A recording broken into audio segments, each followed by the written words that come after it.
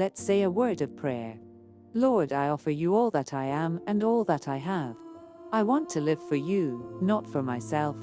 I will keep my focus on you and start each day in conversation with you. You will always be my top priority. In Jesus' name, amen.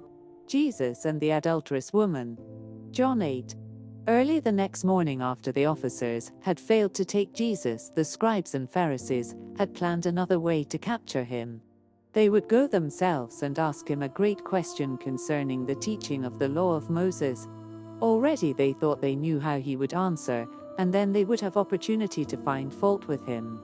Jesus was in the temple when his enemies came, bringing with them a very wicked woman whom the law of Moses commanded should be punished by death.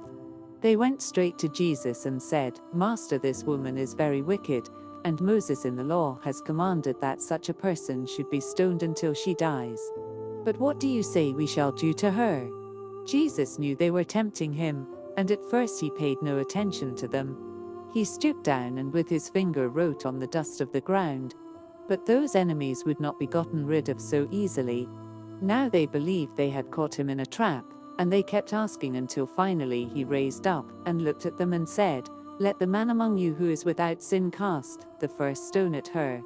So saying, he stooped down again and continued to write with his finger in the dust.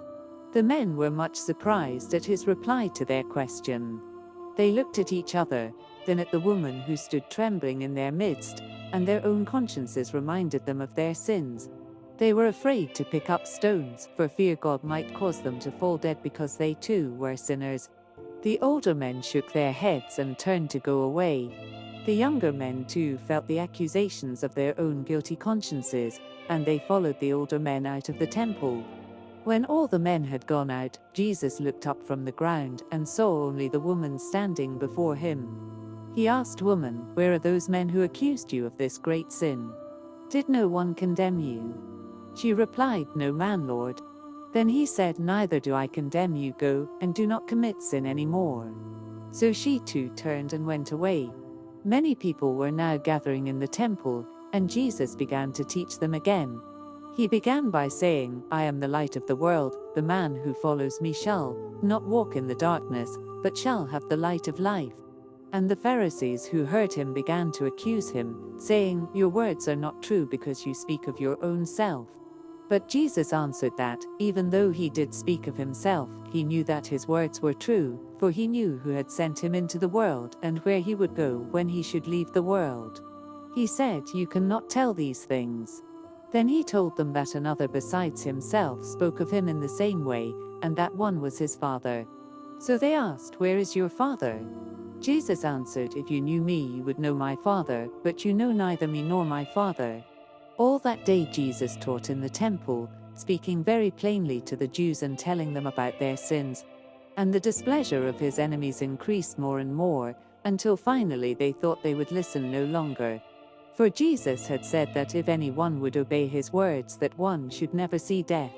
Jesus meant that that one should never die in sin and be lost. But his enemies did not understand, and they said, "Now we know you have an evil spirit, for Abraham is dead, and all the prophets are dead, and you say that any man who keeps your words will never die. Are you greater than our father Abraham, who is dead? And the prophets too are dead. Who do you claim to be?" Jesus replied, "I do not honor myself, but my Father, whom you call your God, he it is who honors me. You have not known my Father, but I know him. If I should say I know him not, I should be speaking a lie. I know him, and I obey his words. Your father Abraham was glad when he saw my day, but you do not behave like the children of Abraham." I Am was the name by which God was known, and the Jews were struck with horror when they heard Jesus call himself by that sacred name. They picked up stones to hurl at him, but Jesus hid himself among the people, then quietly passed out of the temple and walked away. This is the story of today. I know you enjoyed the video. Do well to like and subscribe to my YouTube channel for more lovely videos greater than this one. See you in the next video. God bless you. Comment Amen and be blessed.